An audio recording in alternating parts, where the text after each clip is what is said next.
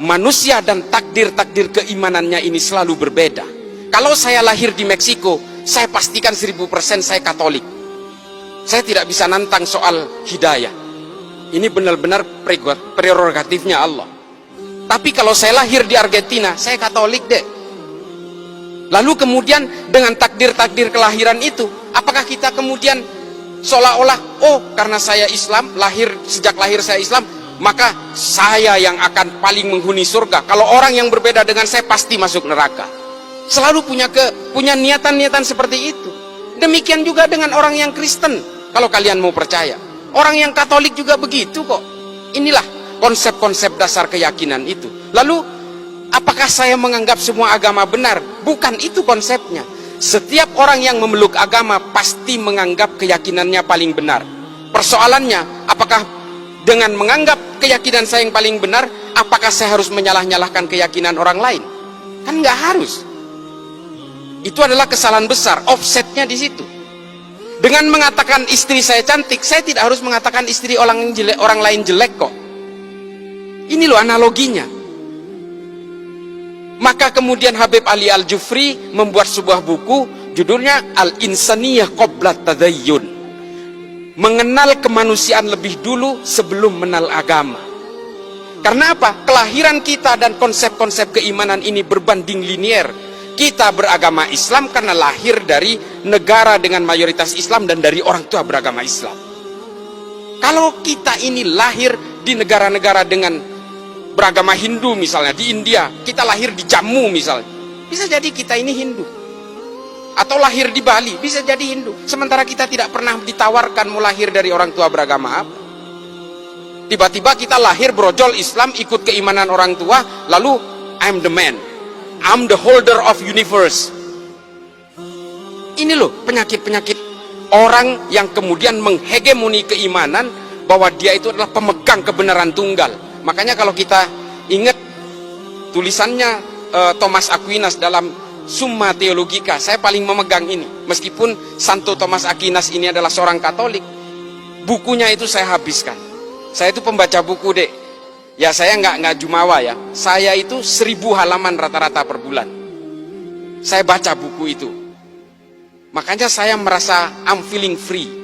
Saya merasa merdeka dengan berbagai bacaan yang saya bacain. Saya betul-betul tidak terbolgol oleh keyakinan-keyakinan sepihak. Kata Thomas Aquinas apa? Hominem unius libri.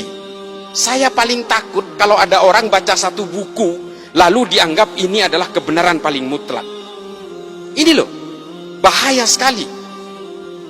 Kemudian yang saya kisahkan kedua adalah ketika kemarin Densus melakukan penangkapan di Poso sebanyak 22 orang secara serentak.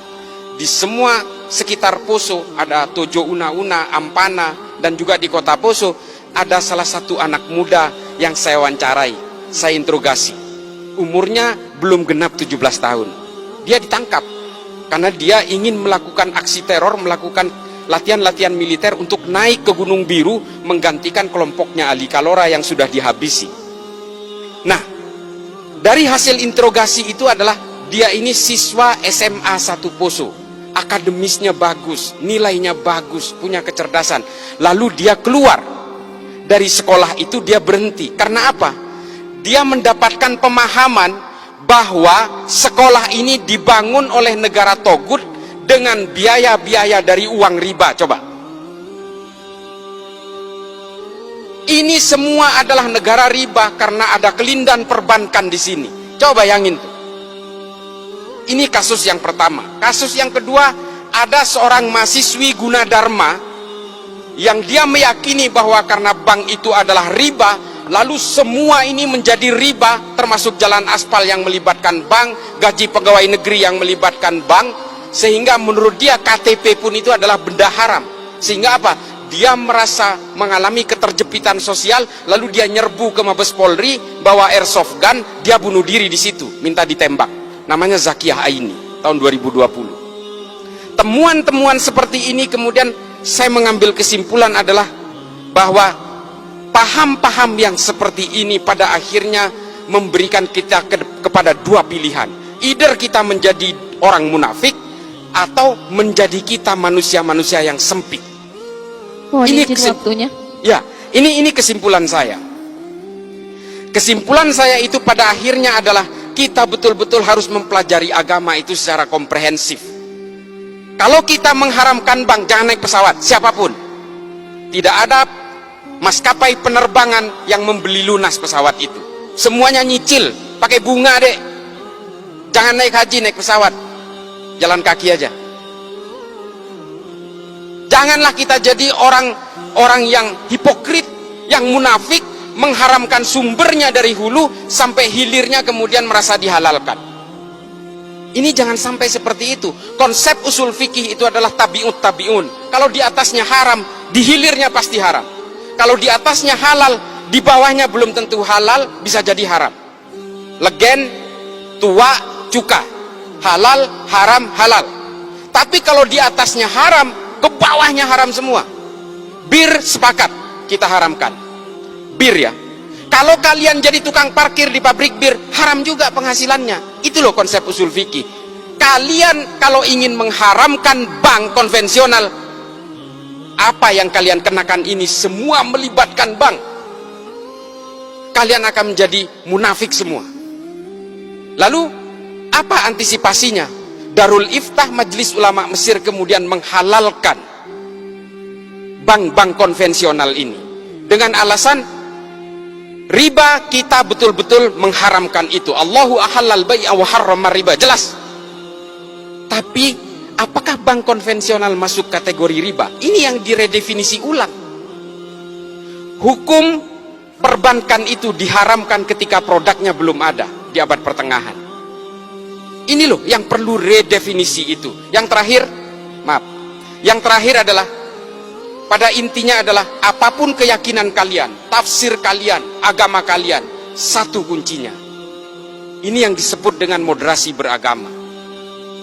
Kalau kalian meyakini bahwa Tuhan itu satu, yang Islam nih, yang Islam.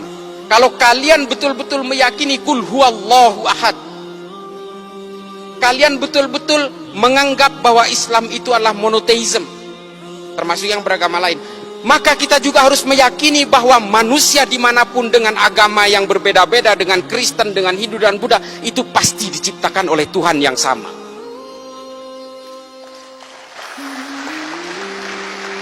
Ini tolong kalian rekam. Kalau kalian ini diciptakan oleh Tuhan yang sama, lalu untuk apa kalian itu bertikai dengan keyakinan dan keimanan itu? Itu loh kuncinya. Itu yang disebut moderasi beragama. Moderasi beragama ini bukan sekuler, bukan liberal, bukan. Tetaplah kalian dengan keyakinan-keyakinan agama dan tafsir-tafsirnya itu. Satu saja, jauhi kebencian, jauhi kekerasan, jaga nama baik agama masing-masing. Supaya apa? Supaya agama kalian ini tetap menjadi daya tarik.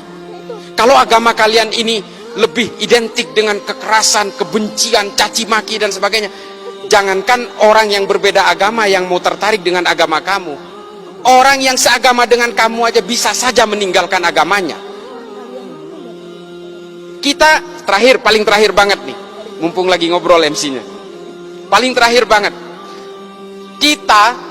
kita selalu mencatat bahwa ada orang non-Islam masuk Islam. Oh, kita girang banget. Sinead O'Connor masuk Islam, wah keren.